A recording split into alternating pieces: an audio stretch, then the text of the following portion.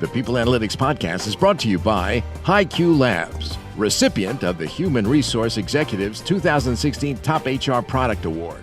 For more information about hiQ Labs, please visit us at www.hiqlabs.com.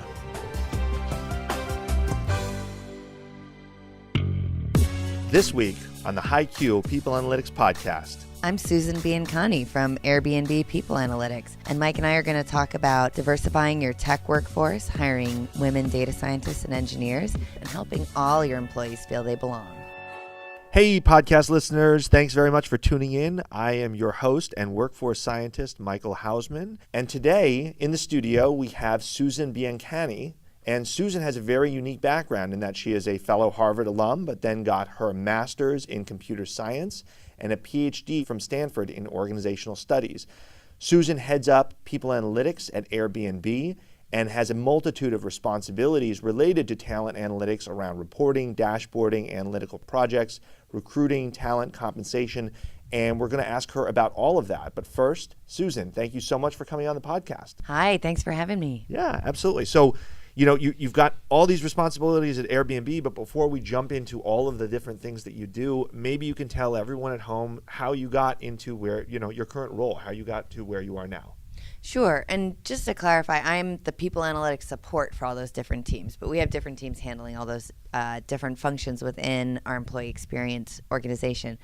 I got into people analytics in a little bit of a roundabout way, which from listening to this podcast seems, not too uncommon among people in this field. I started out as a teacher and an outward bound instructor, went to grad school in organizational studies, and focused a lot on social network analysis, as well as doing some natural language processing. I worked on a project tracking the flow of ideas through networks, studied with some really great organization scholars and sociologists at Stanford, and started looking for a role after that.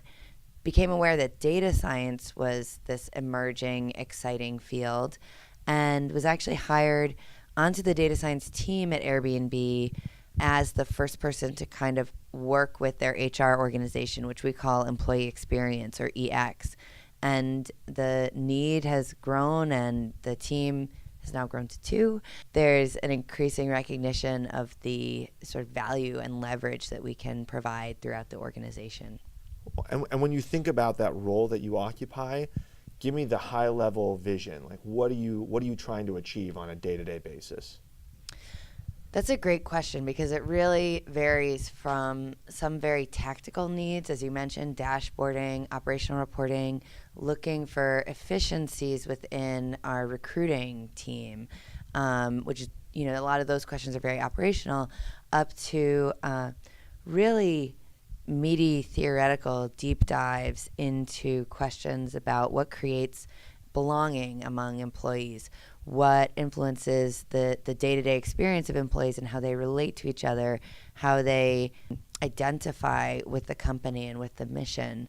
So it's the full spectrum from really nuts and bolts to pretty abstract, which I find really exciting. Yeah, it sounds like a good mix. And I want to dig in a little bit to some of the things you just mentioned. So you mentioned belonging. I know that's a core value at Airbnb. So maybe let's start by talking about how does Airbnb thinking about belonging and inclusion and things like that?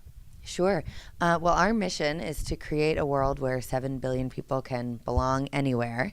And we see that as really radiating out from our employees. So first, our employees belong within Airbnb, and that allows them to work with our host community, so our host community feels they belong. And then our hosts reach out to our guests, and our guests connect with the whole world. So we see the employee experience as being a linchpin of that. So that raises the question of how do you create a sense of belonging among employees? We've done a lot of work both with our employees and with our platform, actually, of trying to both understand and foster that sense of belonging. So it's one of the key questions on our annual survey. And I did some interesting work last year to dig into that a little more deeply. Yeah, and I want to understand that a little more, because I know you're a data scientist and kind of AI expert, but it sounds like from what we had talked about, there's some qualitative research that you did, and I always think good research combines both the quantitative and the qualitative. So let's dig in and let's understand the methodology first, and then we can talk about some of the cool results that you found. Well, so we had found that our belonging scores were pretty high, but not quite where we wanted them to be. So we asked a follow-up question. We have a standard survey item, which is, I feel a sense of belonging at Airbnb, and employees disagree or agree with that on a Likert scale. And so we added a follow-up question last year, which was, what most contributes to your sense of belonging? And we received around, I think, 1,200 answers to that question. We had about 1,800 people taking the survey at the time. So I broke them out according to their score on the Likert question.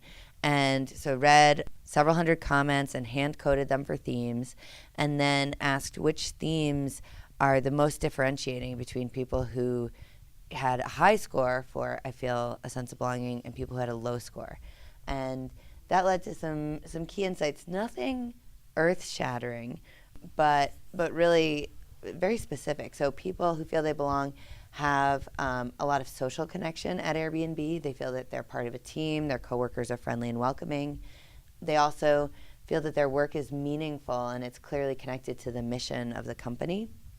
And finally, they feel that their values are aligned with the company's values. And so those gave us some really clear levers to start thinking about in terms of our work for the following year. In addition, we added new survey items specifically built around those so that we can continue to track it over time.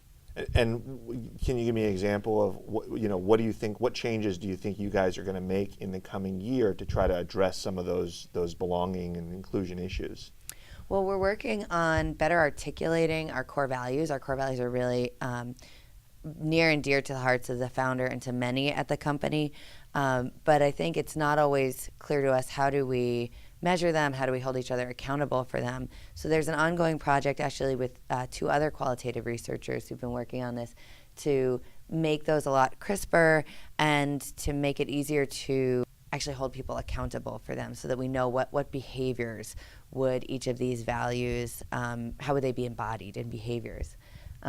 We're also trying to better understand social connection among employees. So we have several events throughout the year, some of which are small scale, some are large scale. One example is called Air Family Dinner. So at an Air Family Dinner, our ground control team, which I don't know if there's really an analog at a lot of other companies, but this is a team that creates social events and bonding opportunities for the company. They reach out and ask for people to volunteer to host. We get a whole bunch of hosts, and then they actually are reimbursed for hosting dinner in their own home. And they're assigned a set of employees who will come to their home for dinner on a given night. And often people have games that they plan or icebreaker questions. And those dinners are a lot of fun. And so we'd like to be able to track, how big an impact do those have. On the other end of the spectrum, we have an event called One Airbnb, which happens roughly every other year. And that's a global gathering of all of our employees, which is now close to 3,000 employees. Wow. And that will be happening in January in San Francisco. So it's a huge logistical undertaking because we have a large office in Singapore, we have a large office in Dublin, other offices throughout Europe and Asia. And part of the goal for One Airbnb is both to help people understand the mission and the values, because we know those generate belonging, and also to foster these organic social connections among employees. So employees are hosting each other. San Francisco employees are hosting people who are coming in from out of town. There are other sort of social events that are hosted in small groups by employees, and we want to be able to track after that event, whether we see new connections among those employees. And we haven't completely worked out the strategy for tracking that, but it's an area of active planning at this point. It's such a cool research question that I've always wanted to understand, which is companies are doing happy hours and these morale boosters and these family events, and I want to understand I don't want to call it ROI, but what's the impact? Do those things actually encourage employees to get to know people they don't know? Is that helping or is it not? Is it just kind of a fun thing to do? Yeah, so I love that you'll be studying that. One possibility is simply, a before and after survey of people. How did this change your attitude? What was your experience of this? Another possibility is that we actually do some before and after social network surveys where we ask people who within the company are you friends with, who do you work with on a regular basis, who do you know outside of your team, and then tracking changes in those reports over time. So we're kicking around a few possibilities.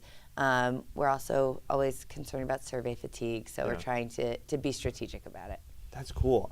So I want to ask at least one question. I want to ask about culture, and then we'll talk about some of the diversity initiatives. But culture is interesting because it seems like from what I gather, Airbnb has a very specific and deliberate culture. But in talking to people just out there, they think culture is this very soft metric, and you measure it once a year with engagement surveys, and maybe it's having foosball tables at the company. So I guess I'm wondering, what are your thoughts on culture, and how does Airbnb think about it and promote it in such a way? It feels very different at Airbnb than at other companies. So I kind of want to understand, how do you guys do with that?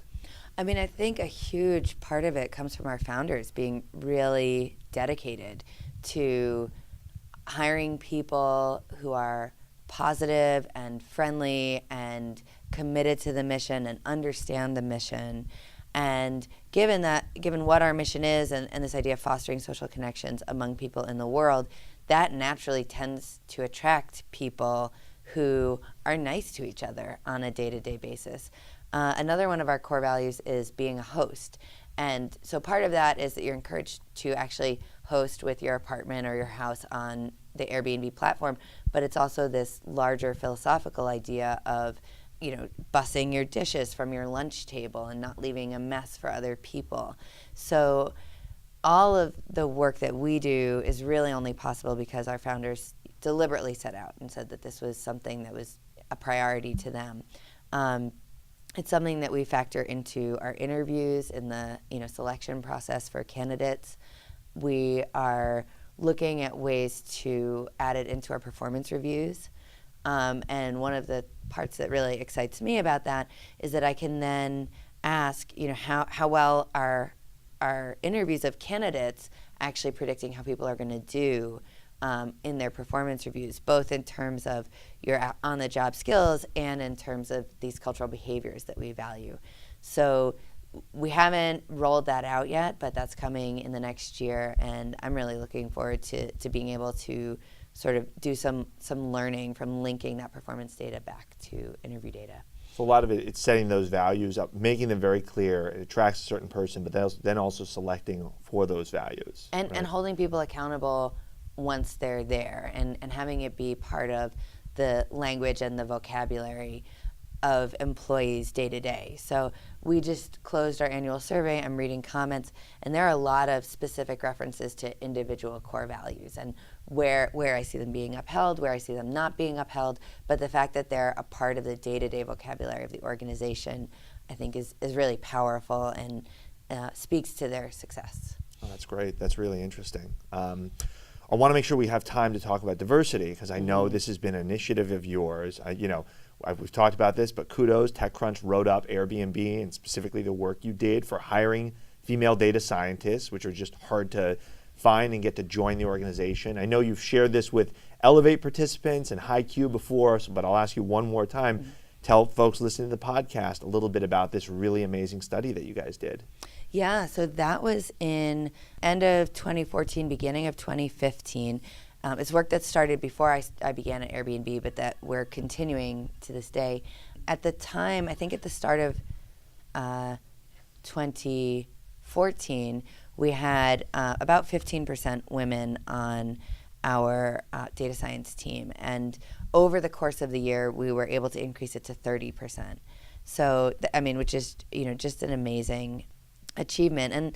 And we did it by breaking down the whole recruiting and selection process and focusing on each stage independently. So first, at the very top of the funnel, are we getting enough women in at the top of the funnel? We created a bunch of outreach events, which we call Taking Flight. And those have two goals. We have women from Airbnb and from other tech companies giving tech talks about work that they've done, which helps showcase some of our very talented women on the data science team. And then it's also a networking opportunity for attendees. So that helps to drive the top of the funnel. We looked at the entire, all the stages of the interview process and audited them and really removed any opportunities for bias. One of the things we've done actually since over the course of 2015 was to make our first stage interview, which is a take-home test. We blinded it so that the grader who grades your take-home assignment doesn't see your name, they don't know your gender, they don't know your ethnicity, they only see your work. So that has certainly helped remove an important channel for bias. We have a woman on every on-site interview panel. We have a buddy who has breakfast with the candidate on the day of their on-site, just to help put people at ease and create conditions for people to show us their best work. And I mean, I'd love to also update you that over the course of 2016 year to date, it's now October, we've expanded our efforts, and we're having a huge success in engineering, which had really been lagging behind data science. Engineering started out this year at 15% women, and we're now at 20. So it's not as big a bump as in data science, but it's a much bigger organization. Data science, when we started that effort, was in the dozens of people. Engineering, I think, started this year around 500. Just requires much higher volume of hiring to make a difference. And our tech organization overall, so that's all of the product-focused teams, went from 22% to 26% women. Leadership in the company went from 25 to 30% women. So we're really proud of all the work that we've been doing across the company, sort of taking those learnings from data science and broadening them to a whole range of departments. Oh, that's really exciting, and congrats. I mean, those are huge gains, and it sounds like this is going to be baked in, and you're going to see these improvements over time. I guess the follow-up question I have is, like, how important is transparency? Because I think I can imagine outsiders or even insiders saying, why are you telling people this, that female representation is 20%, we're going to look bad? But do you think it's important to share that externally, and does that create some impetus inside the organization? Like, why do you guys do this? Funny you should ask, Mike. We recently launched an outward-facing page on our website that allows anyone who wants to look up these numbers and get the current snapshot. So it's airbnb.com/diversity/belonging. If you leave out the /belonging, you get to our overall diversity page, which includes some of the work we're doing to be more welcoming to all groups on our platform. And then when you add /belonging, you actually get to the current numbers at Airbnb, company overall, just the technical org, engineering specifically, and leadership. And we have not only gender, but also our numbers broken down by ethnicity within the U.S. And that's a place that we had not been focused on this year, but we are now setting goals for next year. So kind of continuing to build on the success we're having recruiting women, now let's broaden it out and look at underrepresented racial and ethnic minorities as well. Great. And what's been the reaction to having this out in the open, or internally at Airbnb and externally? Like, how have people been receiving this? It's funny. As I said, I've been reading these survey comments, and there are so many people saying, I'm so proud of the work that we're doing on this. I'm so glad that we hired recently, earlier in the year, a director of diversity. People are psyched that he's there and he's leading the charge, and he's a great person to go to when you have ideas or concerns. His name is David King. So overall, it's been overwhelmingly positive. Back in September, we also launched a series of efforts focused on diversity on our platform. So making sure that, for example, hosts are not discriminating against guests, which has sometimes been an issue. And we've taken a number of steps to discourage and minimize it. So requiring all hosts to sign a pledge that they won't discriminate, creating additional channels for sort of outreach and education. And the response to that has been overwhelmingly positive as well. And so this is the second piece that goes along with it. Gotcha. I mean, it seems to me, I'm the outside observer, but it seems like you guys pilot things in say data science, and then if it works out, you roll out to the organization, and those visions get broadcast even more. That vision gets broadcast out to the population of users. Is that kind of how you guys approach things like culture and inclusion and diversity? Very often, yeah. I mean, there's a lot of room to be creative, a lot of room to sort of experiment with something within a certain team or a local part of the company. And when you see success, to share that out and to build on it. And especially when it's something that is so central to our identity and to our mission as belonging, diversity, non-discrimination. There's a lot of interest in anything that anyone in the company has done that's proven successful. Oh, that's exciting. I mean, all this is amazing. I could talk for days on end about this diversity and inclusion stuff. I do want to ask you, we're here at Elevate, so to segue back to people analytics, what are your, you've spoken at Elevate in the past, and now we have a really great lineup, and we have the inaugural Elevation Awards. What are your expectations for the day? What are you excited about? Oh, I mean, there's a really good lineup coming up that I'm awfully excited about. Obviously, Laszlo Bock being here to accept the Guru Award is very exciting. He's the elder statesman of the field in a way, so it's always great to get to hear from him. And I noticed that Alexis Fink from Intel is going to be speaking, and she's also done some really interesting work on building their pipeline for women and for underrepresented minority employees, building the pipeline into leadership. So really excited to hear what she has to say, as well as all the presentations from hiQ. Yeah. Love staying on top of your product. Thanks. So one last question, because I like to ask everyone this, which is, this is kind of if you could go back in time and you could talk to a younger Susan Biancani who's maybe just out of FOP, because we're both Crimson alumni, or just finishing her PhD in organizational studies and about to embark on a people analytics career. Like, what advice would you give yourself, if you could? It's funny, my college roommate was recently in town, and she came into Airbnb, and I gave her a tour, and she said, oh, when I heard you were doing people analytics, I said, that is just the perfect thing. And I said to her, it's true, but when I was an undergrad, it didn't exist as a field. I don't think data science really existed as a field. So I would have loved to get into it sooner or more directly, but you have to wait till the time is right. And I think some of the jobs that I had along the way might look like detours, but every job builds skills. And so as long as you're continuing to challenge yourself, you're going to learn something from it that you'll find a use for later. So I guess I'd let myself know this is coming. Go ahead and take another stats class while I'm there, but not worry about it too much that I didn't get there too directly.